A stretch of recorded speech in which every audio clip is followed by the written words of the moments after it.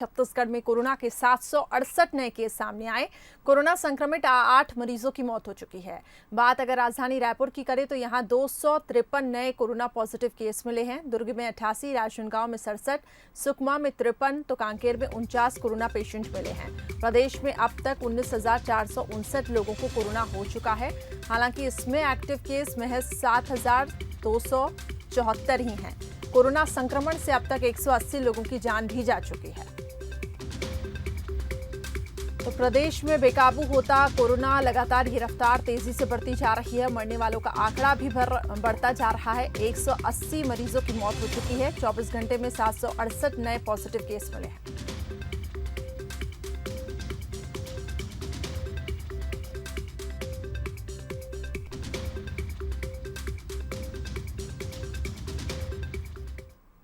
वहीं राजधानी रायपुर में कोरोना के बढ़ते मामलों को देखकर प्रशासन काफी ज्यादा सख्त है। कोरोना की बीमारी को छिपाना अब अपराध होगा। अंदेशा होने पर टेस्ट कराना अनिवार्य होगा। संबंधित व्यक्ति जांच से इससे इनकार नहीं कर सकता है। ऐसा करने पर उसके खिलाफ एफआईआर दर्ज की जाएगी। वहीं अगर किसी इलाके में 5 से ज्यादा मरीज मिलते हैं तो उसे कंटेनमेंट जोन बनाया जाएगा। शहर में मास्क लगाने को लेकर सख्ती बढ़ती जा रही है। गौरतलब है कि छत्तीसगढ़ में कोरोना संक्रमण के मामले तेजी से बढ़ते जा रहे हैं और उतनी ही तेजी से मौतों का आंकड़ा भी बढ़ता जा रहा है। रिकवरी रेट नीचे गिरने लगा है। 7 दिनों में 4,607 केस मिले हैं, जबकि 55 मरीजों की मौत भी हो चुकी है।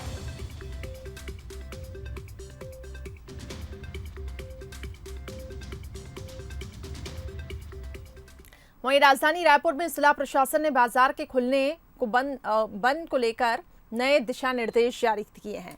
नए दिशा निर्देशों में रायपुर में दुकानें सुबह 7 बजे से शाम 7 बजे तक खुलेंगी। मेडिकल स्टोर, शराब दुकान, पेट्रोल पंप 10 बजे तक खुले रहेंगे। साथ ही अब 5 मरीज मिलने वाले इलाकों को कंटेनमेंट जोन घोषित किया जाएगा। हर सप्ताह इंसिडेंट कमांडर्स की मीटिंग होगी और रायपुर शहर को 13 जोन में बांटा जाएगा। वहीं आपको बता दें, बंसल न्यूज ने दुकानों के अलग अलग समय खुलने का मुद्दा प्रमुखता से उठाया था।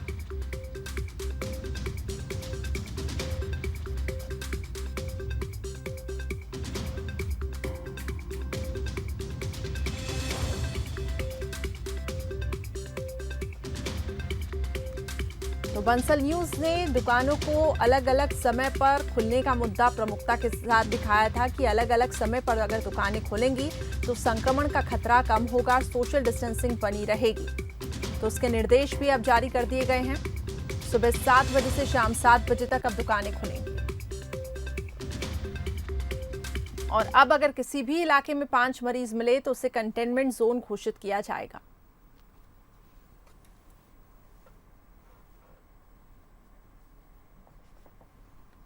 वहीं खबर अब रायपुर से। कोविड-19 ड्यूटी में लगे कर्मचारियों के लिए नए आदेश जारी किए गए हैं। 55 साल से ज्यादा उम्र के कर्मचारियों को उनकी ड्यूटी नहीं लगेगी। गर्भवती महिलाओं की भी ड्यूटी नहीं लगेगी। कोरोना वायरस से बचाव के लिए जिला प्रशासन ने आदेश जारी किया है।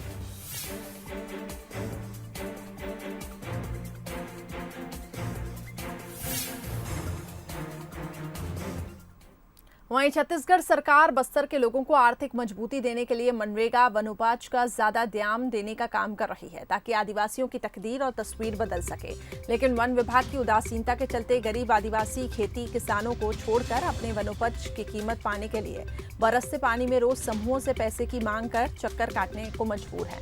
मामला कांकेर के आमाबेड़ा के तुमसनार गाँव का है। यहाँ की गरिमा महिला समूह की महिलाओं ने वन विभाग के कहने पर चिखली और इसके साथ ही 300 ग्रामीणों से 20 रुपए की दर से 17,260 किलो बीज खरीदी की और इस साल बीज की कीमत 36 लाख रुपए का ग्रामीणों को भुगतान होना है। लेकिन आज तक समूह को वन प्रबंधन समिति ने भुगतान नहीं किया। ऐसे में गरीब आदिवासी आर्थिक तंगी से जूझ रहे हैं।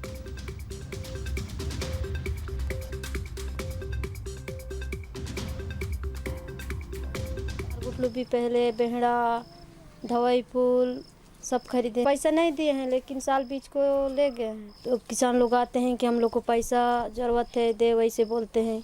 हम पैसा मांगते हैं उन लोग को, सर लोग को, तो फिर आवेदन दे, ऐसे करके बोलते हैं। सर इतने इतने खरीदना है बोल के और 2-3 लाख पैसा दिए। उसके बाद ऐसे ही खरीदो, बाद में पैसा मिलेगा, जब सामान ले जाएंगे तब पैसा मिलेगा बोल कर बोले। और हम लोग को कमीशन भी थोड़ा सा भी नहीं दिए हैं। 3-4 माह हुआ खरीद रहे हैं। हम जब सामने वाला को पैसे के लिए बोलते हैं तो आवेदन लिख कर देना, उसके बाद पैसा मिलेगा, सब सामान को ले जाएंगे उसके बाद पैसा मिलेगा बोलकर बोलते हैं। साल बीज के बारे में हम जो प्रबंधक को भी बोलते हैं, साल बीज को ले जाओ, यहाँ जो बकरी खाते हैं, सूरा खाते हैं करके उन लोग अभी जो खरीदते समय खरीदे हैं, अभी बोलते हैं कि यहाँ आवेदन बना को दो तभी होगा करके बोलते हैं। ऐसा तो होने से हमको जनता लोग को परेशान थोड़ी होगा। जनता लोग आते हैं कि हमको पैसा लाओ, साल बीज खरीदे अभी तक पैसा नहीं है, नाचना चाहते हो, एक डुआल से आते हैं, चिखली से आते हैं, तो आप कहाँ से पैसा देंगे। अगर आप ऑनलाइन खाने का ऑर्डर करते हैं तो सावधान हो जाइए, नहीं तो ठगी के शिकार भी हो सकते हैं। दरअसल रायपुर में एक नामी रेस्टोरेंट के नाम पर सोशल मीडिया में फर्जी ऑफर निकालकर लोगों को ठगने का मामला सामने आया। घटना यहां के जीई रोड स्थित मंजू ममता होटल से जुड़ी हुई है। मैनेजर ने तेलीबांधा थाने में शिकायत भी दर्ज कराई। क्या है ये पूरा मामला और किस तरह से हो रही है ठगी, इसकी पड़ताल बंसल न्यूज की टीम ने की, आप भी देखिए। तो राजधानी रायपुर में अनोखे तरीके से साइबर की ठगी सामने आई है। एक बहुत ही प्रसिद्ध राजधानी का होटल है मंजू ममता, जिसके नाम से एक फेसबुक में विज्ञापन निकाला जाता है और विज्ञापन निकालने के बाद उससे लूट चालू की जाती है। ऑफर दिया जाता है, ऑफर में जो भी फंसता है उसको एक लिंक भेजकर ठगी की जाती है। हमारे साथ खुद संचालक मौजूद हैं। क्या ऑफर निकाला गया आप लोगों के दुकान के नाम से, होटल के नाम से, और क्या ठगी हुई है? हाँ जी, 28 तारीख को मुझे जानकारी प्राप्त हुई कि फेसबुक पे एक ऐड दिखाया जा रहा है जिसमें बताया जा रहा है कि एक थाली के साथ 2 थाली फ्री, और एक लिंक भेजा जाता है डाउनलोड करने के लिए कि इसके हिसाब से आप पेमेंट करिए और आप अपनी थाली बुक कर सकते हैं। और उस समय मंजू ममता बंद थी, मतलब लॉकडाउन की वजह से हमने ये ऐड है वो, क्योंकि कुछ जो कस्टमर्स हैं जो जागरूक हैं, जिन्हें पता है कि मंजू ममता किसी भी तरह की फाइनेंशियल डिटेल्स नहीं मांगता है, ना ही कार्ड डिटेल, ना पिन नंबर, ना ही सीवीवी, तो उन्होंने मुझे फ़ोन किया कि आपके नाम से एक ऐड चल रहा है। तो पहले तो मुझे ऐसे ही लगा, फिर मैंने खुद उसकी विवेचना करने की कोशिश करी तो मुझे ज्ञात हुआ कि फेसबुक में एक पेज बना लिया गया है, इसके माध्यम से ऐड दिया जा रहा है। और चूँकि मंजू ममता बंद थी तो कस्टमर्स असमंजस की स्थिति में थे, उन्हें समझ में नहीं आ रहा था। फिर मैंने स्पेशली मंजू ममता को खुलवाया अंदर से और स्टाफ को यहाँ बैठाया लैंडलाइन फ़ोन अटेंड करने के लिए, क्योंकि ऑफिशियल नंबर हमारा जो है लैंडलाइन नंबर है।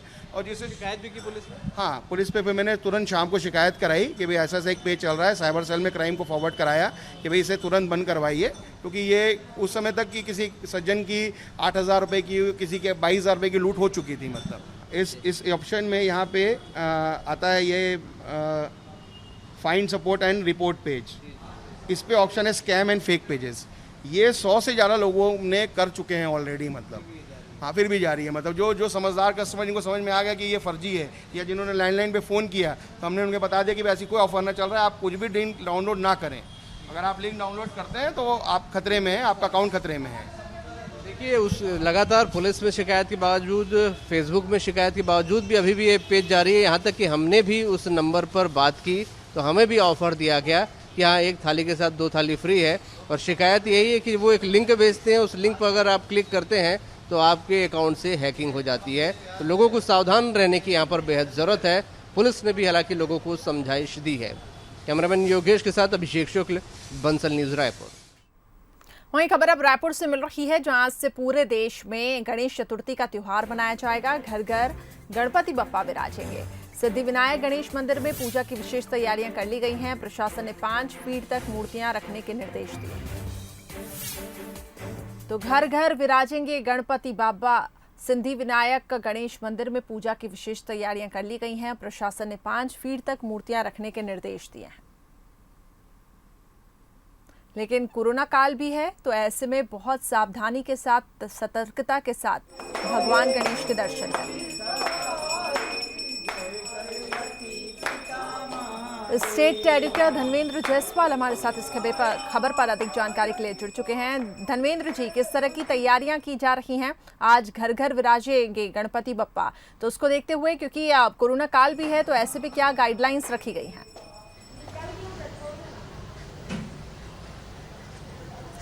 करिश्मा, देखिए, राज्य सरकार ने सार्वजनिक गणेशोत्सवों के आयोजन को लेकर के रोक तो नहीं लगाई, लेकिन उसके लिए इतने कड़े प्रतिबंध लगाए, इतने कड़े नियम बनाए हैं कि एक भी पंडाल पूरे शहर में हम नहीं देख पा रहे हैं जहां गणेश प्रतिमा विराजित होंगी।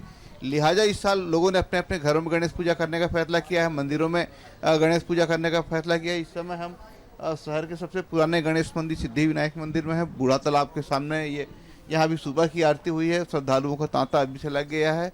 और इसके बाद जो विशेष पूजा होगी वो दोपहर में अभिजीत मुहूर्त में 11:34 से लेकर के 12:36 के बीच में होना है।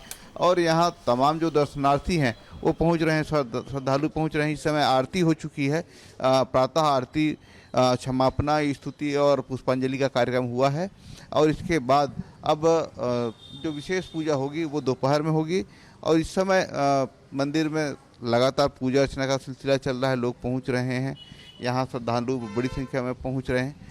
इस साल राज्य सरकार ने तय किया है कि जो सार्वजनिक पंडाल हैं वो उस पर तमाम तरह के नियम लगाए गए हैं। कम जैसे 5000 स्क्वायर फीट खुली ज़मीन का होना, 4 CCTV कैमरे लगाना, 20 से अधिक लोगों को पंडाल में मौजूदगी न होना। तो ऐसे तमाम जो नियम है वो सार्वजनिक स्थानों पर पालन कर पाना संभव नहीं होगा। लिहाजा था कि वो तमाम गणेश उत्सव समितियाँ जो 60-70 सालों से रायपुर में गणेश उत्सव का आयोजन करती रही हैं, इस साल उन्होंने तय किया है कि सार्वजनिक गणेश उत्सव का आयोजन नहीं किया जाएगा। इसी जगह पर जिस मंदिर पर हम खड़े हैं उसके सामने भी एक विशाल गणेश जी की प्रतिमा विराजित होती थी और सार्वजनिक पूजन का आयोजन होता था। लेकिन इस बार पूरे शहर में कहीं भी एक भी पंडाल देखने को नहीं मिला है। मंदिरों में ज़रूर भीड़ है, मंदिरों में तमाम जो नियमों का पालन किया जा रहा है, सोशल डिस्टेंसिंग के नियमों का पालन करने के जो निर्देश दिए गए हैं उसका पालन कराया जा रहा है। आप देख सकते हैं कि मंदिर में प्रवेश करते ही लोगों को सैनिटाइज किया जा रहा है, सैनिटाइज़र लगा हुआ है और उसके लिए व्यवस्था की गई। किसी को भी बिना सैनिटाइज किए मंदिर में नहीं आने दिया जा रहा है। जो श्रद्धालु आ रहे हैं उनको हाथ को प्रॉपर सैनिटाइज करके मंदिर में आने की हिदायत दी जा रही है। यहाँ मूर्तियों के स्पर्श पर भी प्रतिबंधित है, मूर्तियों का कोई स्पर्श नहीं कर पाएगा। रस्सी से घेरा बनाया गया है। मंदिर के जो पुजारी हैं उन्होंने इसकी प्रॉपर व्यवस्था की है कि कोई सीधे मूर्ति तक न पहुंच सकें। और किसी घंटी भी यहाँ भी खोल दी गई है, कोई घंटी नहीं है। तो ये तमाम व्यवस्थाएं की गई है। जो राज्य सरकार और केंद्र सरकार ने जो गाइडलाइन तय की उन गाइडलाइन का पालन किया जा रहा है। और ये जो पूजा अर्चना का जो सिलसिला है वो नियमित तौर पर चल रहा है। जी करिश्मा। प्रिया, हमारे साथ जुड़ने के लिए। तो भक्तों में काफ़ी ज़्यादा उत्साह भी दिखाई दे रहा है, लेकिन प्रशासन ने काफ़ी सख्ती के साथ नियम बनाए हुए हैं। तो ऐसे में इन नियमों का पालन करना बहुत ज़्यादा ज़रूरी है। और जो दर्शन करने के लिए लोग पहुंच रहे हैं, सोशल डिस्टेंसिंग का भी पालन कर रहे हैं। तो काफ़ी अच्छी व्यवस्था दिखाई दे रही है। बहुत बहुत शुक्रिया हमारे साथ जुड़ने के लिए।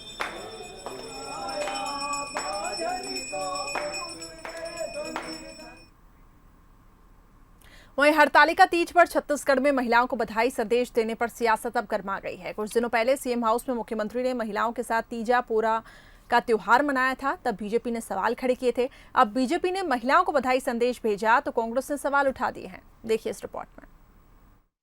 छत्तीसगढ़ में हरतालिका तीज पर सुहागिनों ने पति की दीर्घायु के लिए व्रत रखा है, लेकिन इस पर्व पर सियासी बार पलटवार भी शुरू हो गया है। दरअसल पूर्व मुख्यमंत्री रमन सिंह ने तिजारिनों को खत लिखकर बधाई और शुभकामनाएं संदेश दिया, लेकिन यह खत जब सोशल मीडिया पर वायरल हुआ तो सियासी हलकों में हलचल मच गई। पूर्व सीएम के सुहागिनों को पत्र लिखने पर कांग्रेस ने तंज कस डाला। कांग्रेस ने कहा 15 साल तक मुख्यमंत्री रहते डॉक्टर रमन सिंह को तिजारिनों की याद नहीं आई। ये बघेल सरकार की छत्तीसगढ़िया संस्कृति को प्रमोट करने का असर है, जो अच्छी बात है। रमन सिंह जी 15 साल तक छत्तीसगढ़ के मुख्यमंत्री रहे, लेकिन 15 साल तक उनको याद नहीं आई कभी तीजा के अवसर पर तिजहारिन लोगों की। 15 साल बाद कांग्रेस की सरकार बनने के बाद, भूपेश बघेल जी के मुख्यमंत्री बनने के बाद रमन सिंह जी को अब तीजा पर तिजहारिन लोगों को चिट्ठी लिखने की याद आ रही है। यही तो है पुरखों के सपनों का छत्तीसगढ़, यही तो है छत्तीसगढ़ के स्वाभिमान और संस्कृति की पहचान, यही तो है गढ़बो नवा छत्तीसगढ़ का संकल्प। उधर कांग्रेस के इस आरोप पर बीजेपी तिलमिला उठी। उसने पलटवार करते हुए कहा, व्रत त्योहार पर बधाई संदेश कांग्रेस से पूछकर थोड़े ही देंगे। कांग्रेस की तरह हजारों लोगों की भीड़ भी जमा नहीं की है। तिजारिनों को बधाई देना ये सबका अधिकार है, और किसको कब बधाई देना है कब नहीं देना है इसका निर्णय कोई कांग्रेस पार्टी नहीं करेगी। और सबसे बड़ी तो बात कि जब कोरोना का संकट है, ऐसे समय पर मुख्यमंत्री निवास में 1-1 हजार महिलाओं को इकट्ठा करना, और उसी का परिणाम है कि अब कोरोना का विस्फोट हो रहा है। इसलिए तिजारियों को बधाई हम सब अपने घर पे भी रह के दे सकते हैं और वो स्वस्थ रहें, प्रसन्न रहें, ये ज्यादा जरूरी है, ना कि भीड़ इकट्ठा करना ज्यादा जरूरी है। छत्तीसगढ़ में कांग्रेस सरकार के आने के बाद से ही राज्य की संस्कृति और धार्मिक आयोजनों पर जोर दिया जा रहा है। मुख्यमंत्री निवास पर तीज पोरा हो या हरेली उत्सव हर साल आयोजित हो रहे हैं, लेकिन इस परंपरा पर बीजेपी भी सवाल उठाती रही है। शायद यही वजह है कि पूर्व सीएम के बधाई संदेश पर कांग्रेस ने भी मौका देख चौका मारने में देर नहीं की। अभिषेक शुक्ल, बंसल न्यूज, रायपुर। वहीं छत्तीसगढ़ के दंतेवाड़ा में भारी बारिश से लोगों का बुरा हाल है। लगातार बारिश हो रही है, ग्रामीणों के लिए बारिश आफत बन गई है। ग्रामीणों ने एक गर्भवती महिला को अपनी जान जोखिम में डालकर नदी पार कराई। पानी में डूबकर 2 युवक महिला को नाव से उस पार ले गए। इंद्रावती नदी का जलस्तर बढ़ने से 15 से ज्यादा पंचायतों का संपर्क जिला मुख्यालय से टूट गया है। चलाने वाला को लाया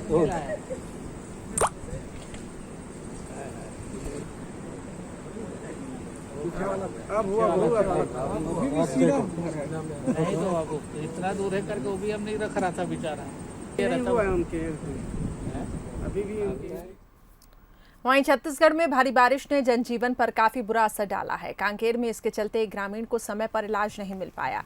मेंढकी नदी का जलस्तर बढ़ने से गांव का संपर्क बाहरी दुनिया से कट गया है। इलाज के अभाव से ग्रामीण की मौत भी हो गई। युवक को सांप ने काटा था। नदी पार नहीं कर पाने से युवक को समय पर अस्पताल नहीं ले जाया जा सका। कांकेर के जामड़ी गाँव की ये घटना बताई जा रही है।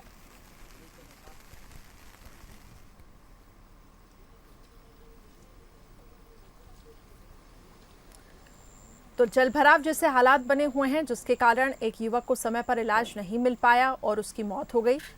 देखिए किस तरीके से एक मार्ग से दूसरे मार्ग में एक ग्रामीण जाने को मजबूर हैं, लेकिन इनकी भी मजबूरी है, लेकिन ये बारिश आफत बनकर आई है।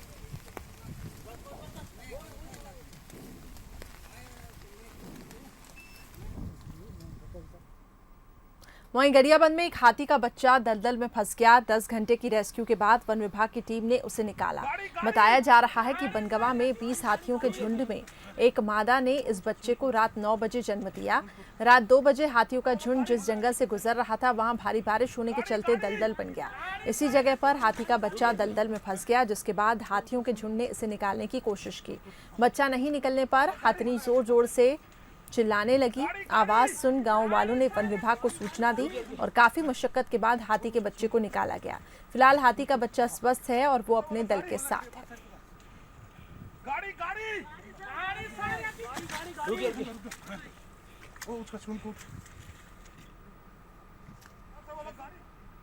टॉप इंजीनियरिंग कॉलेज में छत्तीसगढ़ का Shri Shankaracharya institute of professional management and technology भी शुमार हो गया।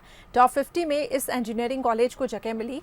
मानव संसाधन विकास मंत्रालय के इनोवेशन सेल ने कॉलेज को उपलब्धि से नवाजा।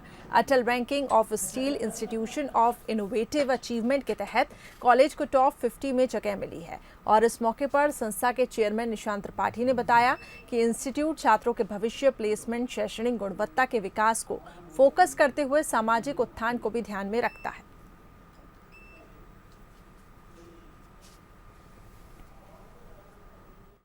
तक जितनी रैंकिंग्स आया करती थी, ये सारी रैंकिंग प्राइवेट ऑर्गेनाइजेशंस देती थी।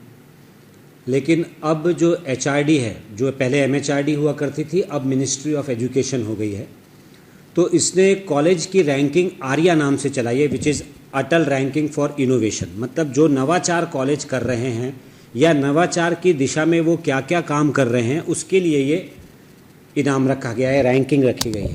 और मैं अपने HODs का बहुत ही मतलब पूरा क्रेडिट उनको देना चाहता हूँ, बच्चों को देना चाहता हूँ, बोर्ड ऑफ गवर्नर्स को देना चाहता हूँ, और हमारे गुरिंदर भैया जो हैदराबाद में हैं, मिस्टर हृदेश सिंघल जो हैदराबाद में हैं, जो हम लोग को वो समय समय पे गाइड किए इस लाइन में, और हम लोगों ने काफ़ी इनोवेशन किया।